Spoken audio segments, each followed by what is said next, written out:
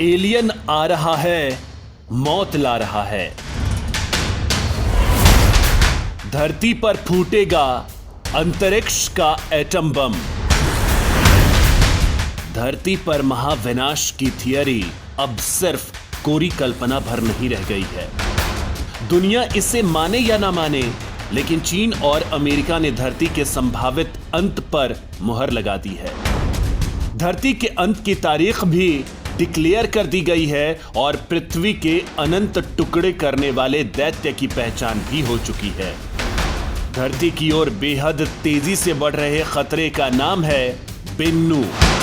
किसी अनजान आकाशगंगा या ब्रह्मांड के सुदूर दूसरे छोर से धरती को मिटाने के लिए 9 किलोमीटर प्रति सेकंड की भयंकर रफ्तार के साथ बेन्नू धरती के सिर पर मौत की तरह मंडरा रहा है।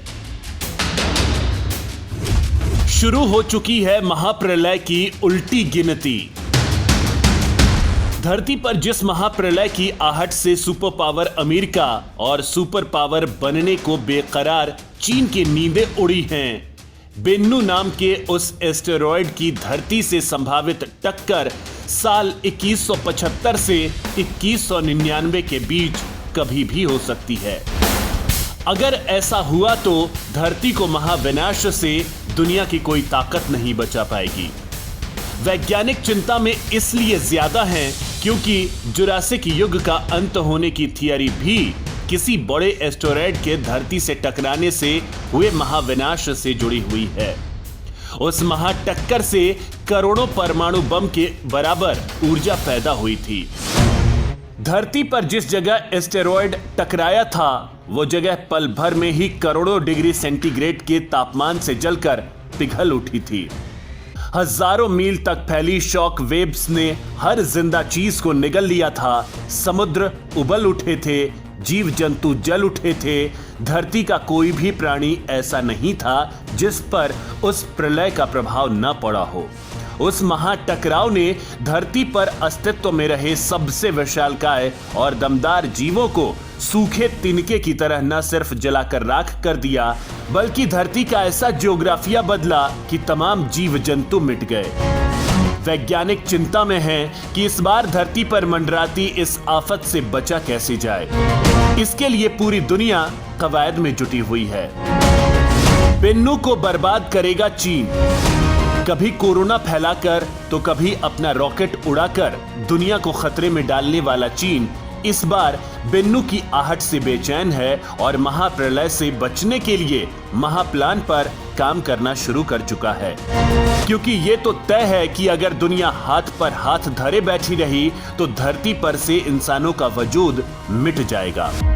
दुनिया भर के विशेषज्ञों का कहना है कि अगर धरती से एस्टेरॉयड टकराता है तो महाप्रलय आ जाएगी। माना जाता है कि ऐसी ही एक टक्कर में धरती से विशाल डायनासोर विलुप्त हो गए थे। इसी खतरे को देखते हुए चीन के नेशनल स्पेस साइंस सेंटर ने रॉकेट की फौज तैयार करने की योजना पेश की है, जिसके तहत 900 टन वजनी रॉकेट्स की फौज को अंतरिक्ष में भेजा जाएगा। एस्टेरॉयड से इनकी टक्कर करा के उसे धरती की कक्षा से दूर रखने का अभ्यास किया जाएगा। चीन इस योजना को साल 2031 तक लागू करने की तैयारी में है। चीनी वैज्ञानिकों के निशाने पर जो एस्टेरॉयड बेन्नू है वो 1614 फीट चौड़ा है, यानी करीब आधा किलोमीटर जितना चौड़ा। तुलनात्मक रूप से देखें तो बेन्नू एस्टेरॉयड गुजरात में लगी सरदार पटेल की मूर्ति स्टैचू ऑफ यूनिटी से 3 गुना ज्यादा बड़ा है और साल 2175 से 2199 के बीच धरती से केवल 75 लाख किलोमीटर की दूरी से गुजरेगा। यही दुनिया की चिंता का कारण भी है, क्योंकि इतने करीब से गुजरने के कारण धरती की इससे टक्कर की भी आशंका जताई जा रही है। हालांकि वैज्ञानिकों का कहना है कि एस्टेरॉयड बेन्नू जब धरती की ओर आएगा तब उसके टकराने की आशंका 2700 में एक बार रहेगी। गणितीय लिहाज से भले ही टक्कर की इस प्रोबेबिलिटी को रेयर माना जाए, लेकिन अंतरिक्ष विज्ञान में इस खतरे को खारिज नहीं किया जा सकता। बेन्नू के खतरे का अनुमान इसी बात से लगाया जा सकता है कि इस एस्टेरॉयड को अमेरिकी अंतरिक्ष एजेंसी नासा ने संभावित खतरनाक अंतरिक्ष चट्टान की श्रेणी में रखा हुआ है। चीन का अनुमान है कि एक के बाद एक अगर लॉन्ग मार्च 5B रॉकेट को 23 बार बेन्नू से टक्कर कराई जाए तो इस एस्टेरॉयड को धरती की कक्षा से 5592 मील दूर ढकेला जा सकता है। दरअसल इसे ऐसे समझ सकते हैं कि जब किसी तेज रफ्तार चीज से कोई दूसरी तेज रफ्तार और आनुपातिक रूप से भारी चीज की टक्कर होती है तो दोनों की ट्रेजेक्ट्री भी बदल जाती है, यानी जिस रास्ते से होकर दोनों ऑब्जेक्ट्स आगे बढ़ रहे होते हैं वो बदल जाते हैं। इस थियरी के मुताबिक अगर वैज्ञानिक बेन्नू से इतने भारी भरकम रॉकेट की कई टक्करें करा सके तो शर्तिया एस्टेरॉयड का रास्ता बदलकर धरती से दूर हो सकता है। चीन जिस लॉन्ग मार्च 5B रॉकेट को बेन्नू से टक्कर कराने का प्लान बना रहा है उसका वजन 900 टन है। आकार के हिसाब से ये दुनिया का सबसे बड़ा रॉकेट कहा जाता है। धरती की त्रिज्या के साथ इसकी तुलना करें तो इसका आकार धरती की त्रिज्या के 1.4 गुने के बराबर है। वैज्ञानिक बेन्नू से निपटने के लिए प्लान बी पर भी काम कर रहे हैं। कई विशेषज्ञों का कहना है कि एस्टेरॉयड को तबाह करने के लिए उस पर परमाणु हमला किया जाए, लेकिन इसमें एक बड़ा खतरा है कि अंतरिक्ष की चट्टान कई टुकड़ों में बंट सकती है। ऐसा हुआ तो उसके धरती से टकराने का खतरा और ज्यादा हो जाएगा। हालांकि चीन को उम्मीद है कि अगले 10 साल में ऐसी तकनीक का विकास कर लिया जाएगा जिससे बिना परमाणु बम के इस्तेमाल के ही इतने विशाल एस्टेरॉयड से धरती की रक्षा की जा सकेगी। इसी के तहत चीनी वैज्ञानिकों ने प्रस्ताव दिया है कि एस्टेरॉयड बेन्नू की सतह पर लगातार कई बार रॉकेट से टक्कर दी जाए। हालांकि यह रॉकेट धरती से करीब 3 साल की यात्रा के बाद ही एस्टेरॉयड बेन्नू तक पहुंच पाएगा। हर ऐसे रॉकेट के ऊपरी हिस्से को और ज्यादा ठोस और मजबूत बनाया जाए ताकि उसका एस्टेरॉयड पर प्रहार और ज्यादा तेज हो और इससे टकराकर धरती की तरफ महाविनाश लेकर बढ़ता एस्टेरॉयड अपने रास्ते से भटक जाए।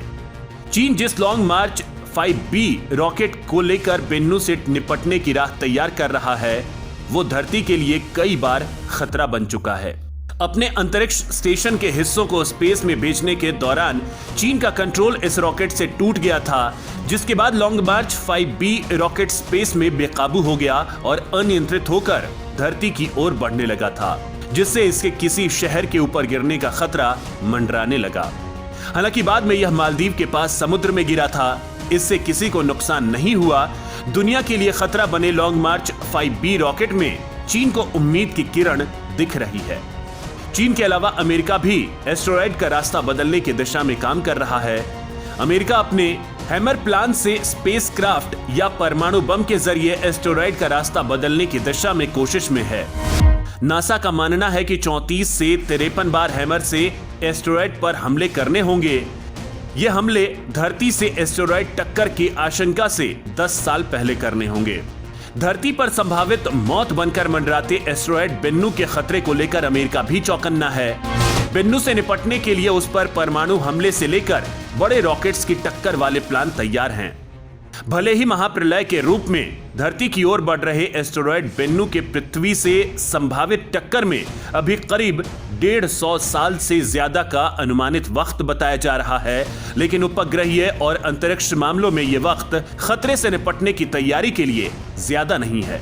दुनिया तकनीक के जिस दौर में जी रही है उस दौर में अंतरिक्ष में अभियान भेजना बेहद मुश्किल है।